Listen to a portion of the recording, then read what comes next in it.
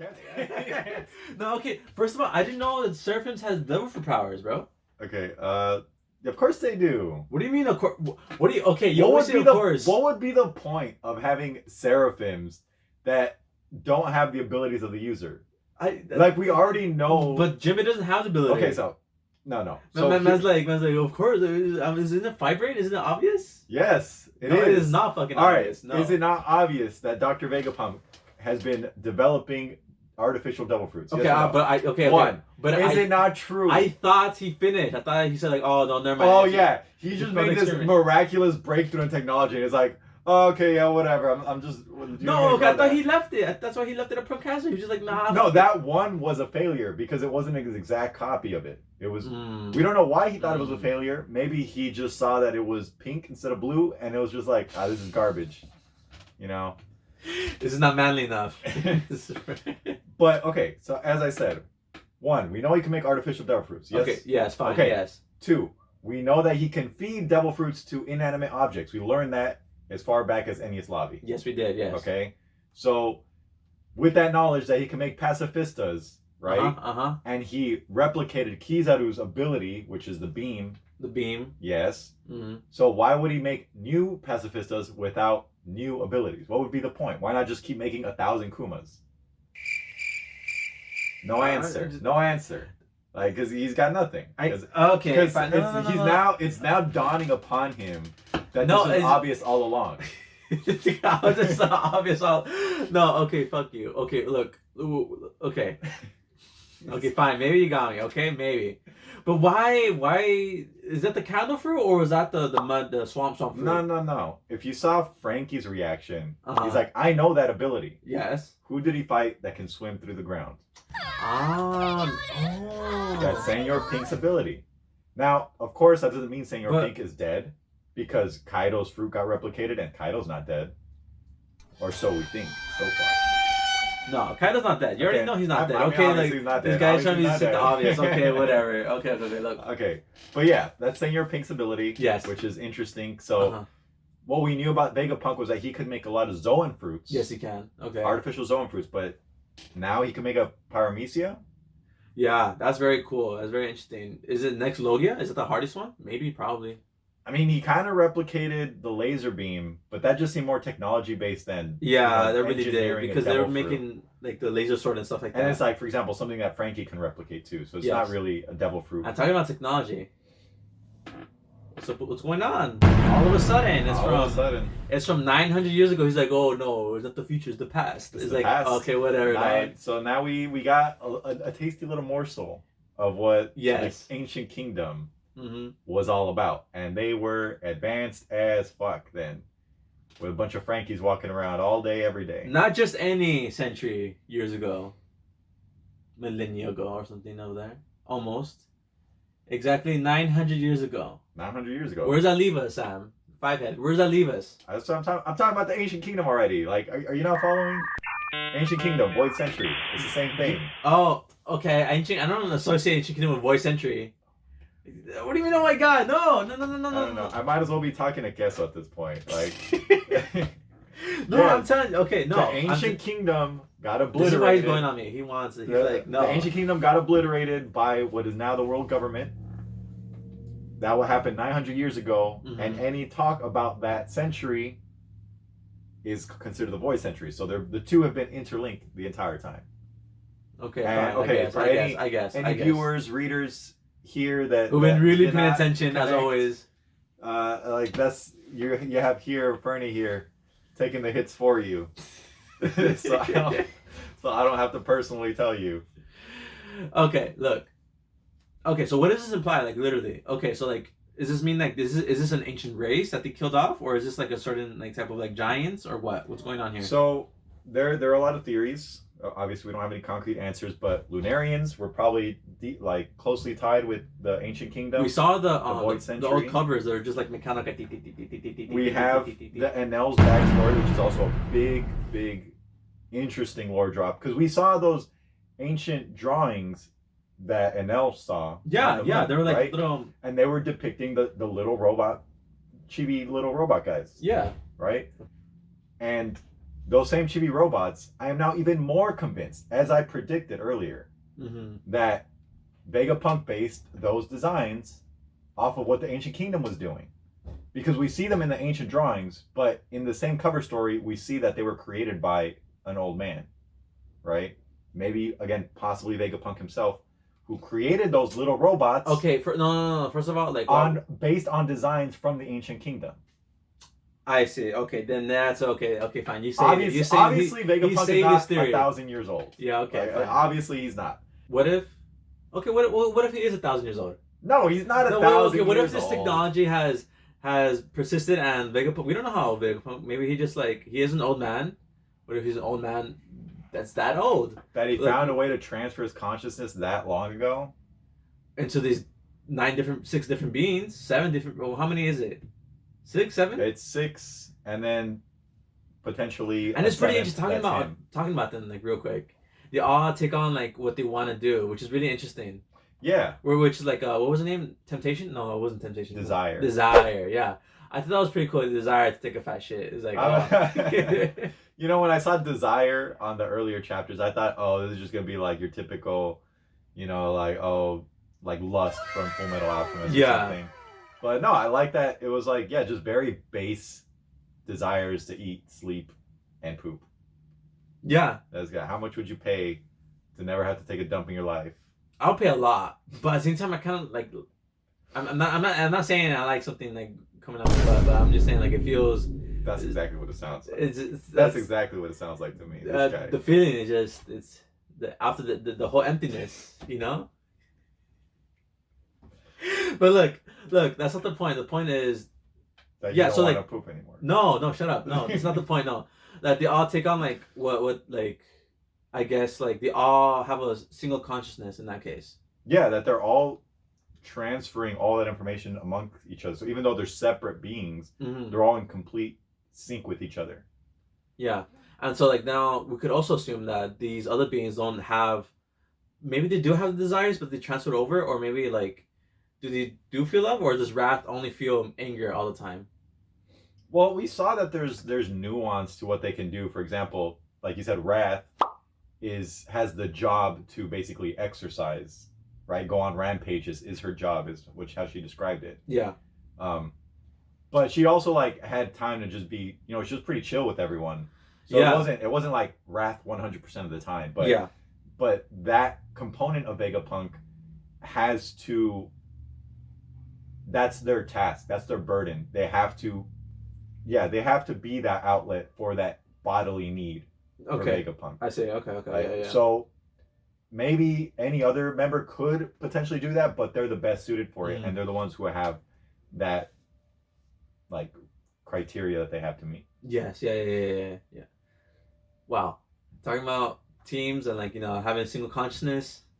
The Straw Hat Pirates, bro. Oh, yeah. Come on now. I thought that was pretty dope. I liked how they all fought together. Like once Nami was getting choked, Sanji and Robin were both like, that's it. I was like, no. I love that. Yeah. I feel like Robin gets shunted a little bit to the side. She does. A little too often. She does. So I'm glad that we're seeing some carryover of her story, especially from like Enies Lobby, Wano, and now here where she is taking that role that, yes, I can be the one to protect my teammates who are always protecting her. And it's just nice to see it happen in a little moment like that. She gets to be badass. She gets to be one of the heavy hitters. And Usopp, too. Come on now. Usopp, the secret Vegapunk. Yeah. Man, this goes deep. Freaking Frank was like, oh, no, stop it. Yeah, Frankie also came in clutch with the laser beams that he invented too. He didn't invent the laser beams. He based that off of Vegapunk's design. Interesting, yeah. That's why like the Vegapunks reacted to that. They're like, oh shit, laser beams. So, can we assume that if we were to fight Vegapunk, that they are taking notes on everything that everyone's doing, and so it'll be a lot harder to like fight because now they're gonna get counteracted. You know what I'm saying? Yeah, but it's also important to know that the Vegapunks don't have all the battle information. Yeah. Right? They got Sanji kind of locked down right now because he can't use his feet. But things like Robin can probably just clone herself out of that spot, out of the boots. She does that now, huh? That's pretty Nami cool. still has Zeus as an ace in the sleeve. That I think that was pretty smart of her not to take Zeus out too early, because it's her strongest ability right now, and it's pretty fucking strong. So those are two ways they can get out. Of course, it's still Zoro and Brook kind of chilling. I saw like little zaps on Robin, Sanji, and Frankie. Would you consider that future vision or not? No, that's they don't have. That's not future observation. Yeah, only Sanji does. Sanji, I think. I'm pretty sure only the monster trio have and Jinbei. I guess I should add. What about Usopp? Usopp was activated. Yeah. Okay. Never mind. Yeah, Usopp has some observation. Never used it though. Never used it. We'll see it. We'll see it in Elbaf. It should have been used in Wano, bro. It should at least a little bit. I would have. I don't want to go through that whole. We'll go through it later. We'll go through it. Wano could have cut out time from other characters that I don't really give a shit about, giving it to the Straw Hats. But whatever. Like, did we really need 9 whole scabbards? We couldn't have like 5. Like, that's not that big a deal. But I guess. So, no, but that just takes up panel time. That takes just page Izo just getting shot down off screen. No, like Izo was dope. Like you could have cut out like at least 4 scabbards. But whatever. Okay, fine. Look. But Zoro being funny, so I was like, no, we were dropping you off right here. Thanks for the help. Now kindly fuck off. That's like a whole ass vein for no reason too. He had like the nicest face and like the fattest vein. Yeah, I like that. That was funny. That was pretty funny. This chapter was pretty funny. Yeah, Brook also being like, I was gonna protect the ship. We were staying here, guys. And, like they read the script. They're gonna get caught. They're gonna need a way out. Yeah. I still want Zoro to confront Vegapunk about Kuma. Because as I said earlier, I think Zoro feels that he owes Kuma a debt of gratitude for all that Kuma has done for them. Sending them to islands that are perfectly matched him. That's pretty. Sparing them on Thriller Bark was a huge one. Huge one. Right? Yeah. For Zoro especially. He's the one who had to take all that pain. And he sees it as tank. He tanked that fucking take it. I'm actually pretty excited. I feel like this chapter we're gonna dive a bit more deeper into like the Straw Hats and see what they're doing also as well. I think this is feeling like Zoe in that it's gonna be a big lore dump. There's gonna be some action, but it's not gonna be like action focused. Talking about action, bro. What's Law doing right now? Did he win? Yeah, we didn't get to see the finale of that fight. I'm sure we'll find out. But there's no new information there. Yeah. So I'm just gonna stick with what I said. I think that Aokiji is gonna secretly free Kobe. Kobe's gonna save Law, and Law and Kobe are gonna go off. So that could be it. There's no new information, so that's all I can say. Mm-hmm. Last thing I kind of wanted to bring up was that final panel stinger. We have the giant battle armor, giant mech. Maybe I think it's armor. You think it's armor? I think that could be actual giant's armor. And if that's giant's armor that comes from the Void Century, then I think we're gonna get more Void Century info once we get to Elbaf. Yes, we are. Maybe. We are. Oh, so you think we're gonna go to Elbaf now? I mean, 100% sure we're going to Elbaf. Again, you're one of those Mr. Usopp's theories are gonna come true. Usopp's theories are gonna come true. I mean, I think that's more of a gag. I don't really believe all of his lies are gonna come true, but I think some of the bigger ones, maybe.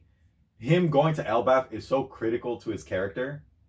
It's the only reason I can excuse long term that he didn't get any shine. That Usopp didn't get any shine in Wano. I see. Is if he has a big Elbaf arc, because it's just been so tied to him. It has been.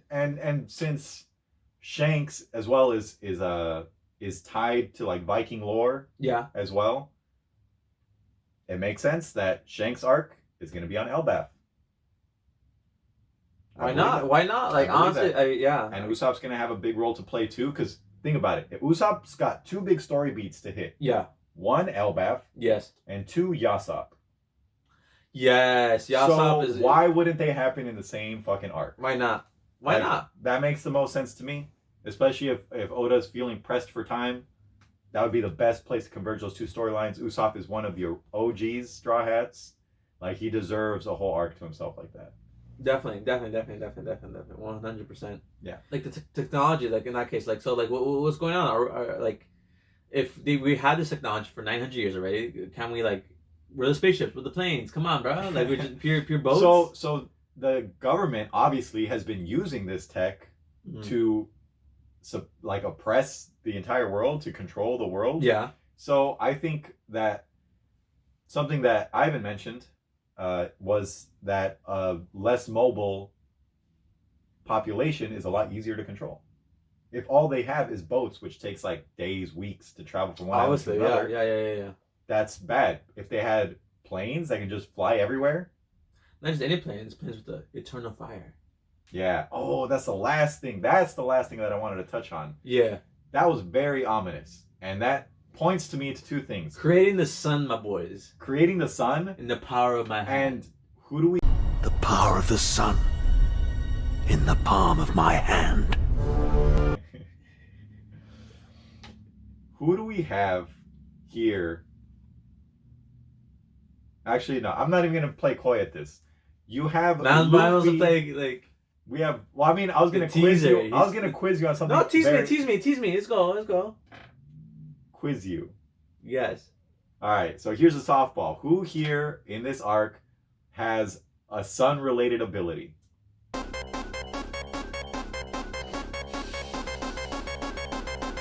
What? I mean, I guess Luffy, Sanganika. Okay, thank you. Oh, okay. Okay, Luffy. You pass. So Luffy has Sun God Nika Devil Fruit. Got it. It's a Zoan, one that we know that Vegapunk knows how to replicate. Yeah. And in this chapter, we have Vegapunk mentioning like, damn, if only I had an eternal flame, something like my own sun. And now we have Sun God Nika here. Vegapunk's gonna want that. Vegapunk's gonna want to make that. Well, what does that to do with an eternal, like an eternal engine or something like that? Whoa. Yes, literally, Dr. Octopus in Spider-Man 2 by Sam Raimi. Yes. Okay, the power of the sun in the palm of his hand. What scientist wouldn't want that? Okay, but how does being rubber create? Okay, Luffy has not unlocked everything about his fruit. So he has awakening now. You telling me he could say flame on? I mean, he kind of can. He has Red Hawk. Where did that come from? How was that ever possible? Because he's a Sun God Nika. I thought it was just like he just like gave himself like Indian burn or something like, really quick. Maybe. Just like yeah. But I mean, maybe that's how Luffy thought it was working. Maybe, yeah. You never know. Okay, you know what? But he was making it work because it only worked because of the kind of fruit it is. I keep on seeing those edits with him grabbing the lightning and stuff like that. And what's going on there? Like, what's... I mean, lightning is fire. We'll see. It is. Yeah, it is. I do agree with that. Yeah, Avatar. It's energy. It's energy, yeah. So, all I'm saying is that Vegapunk saying that they need energy and that they want the sun, eternal flames. That points to Lunarians as well because they have perpetual flames as well. You know, it's maybe talking about alternative fuels. Throws a seraphim in there. You know, that's a lot scarier of a line than I think you would initially think. Yeah. So I think that's it. That's 1065. So you think that's what you think? Is that you're locking in that Luffy is gonna be replicated? Vegapunk's gonna try. Vegapunk is definitely gonna try. Okay. But all right, that's 1065. 1065. I can't lock in with them because I am agreeing with this. Yeah. This is it. See you next time. Next time.